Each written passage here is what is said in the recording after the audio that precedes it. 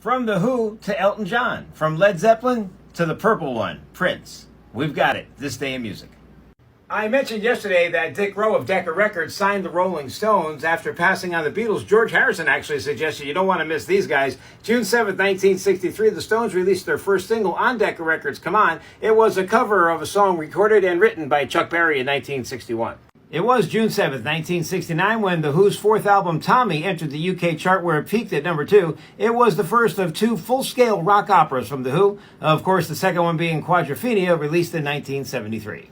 June 7th, 1969, supergroup Blind Faith, featuring Steve Winwood, Eric Clapton, and Ginger Baker, made their live debut at London's Hyde Park. An album they released, the cover I won't even post here. It's a picture of an 11-year-old girl topless holding a spaceship that could be perceived as part of the male anatomy, and rumors were flying that they were holding the girl as a sex slave. Anyway, the record company reissued the album with a photo of the band on the cover. June 7th, 1969, ABC debuted The Johnny Cash Show. Here he is with Joni Mitchell. Also appearing that night, Bob Dylan.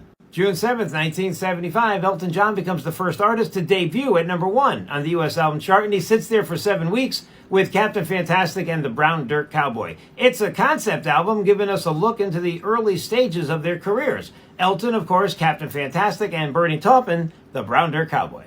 June 7th, 1977, Led Zeppelin played their first of 6 sold-out shows at Madison Square Garden. I know many of you are sick of me telling the story, but some people haven't heard it. I was at the final show of that tour, and let me tell you how I got the tickets. I love the way people complain that they had to be on their computer for 2 hours trying to get tickets to a Toby Keith show. Back in 1977, you either stood outside all night, you with me on this? Or in this case for Led Zeppelin, you had to go to the drugstore, it wasn't even called the pharmacy then, and wait for an ad to appear, I think in the Wall Street Journal, and enter a contest, a lottery, to be chosen to be able to buy tickets. Well, my sister and I were able to do that. I think we paid like $10 and we saw Led Zeppelin. That's kind of my concert claim to fame. Sorry if I'm boring you with this story, I've told it before. And yes, Bonzo killed it with his solo.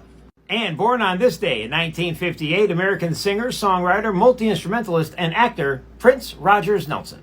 Prince produced 10 platinum albums and 30 top 40 singles, including his 1984 number 1 in the US and UK, When Doves Cry.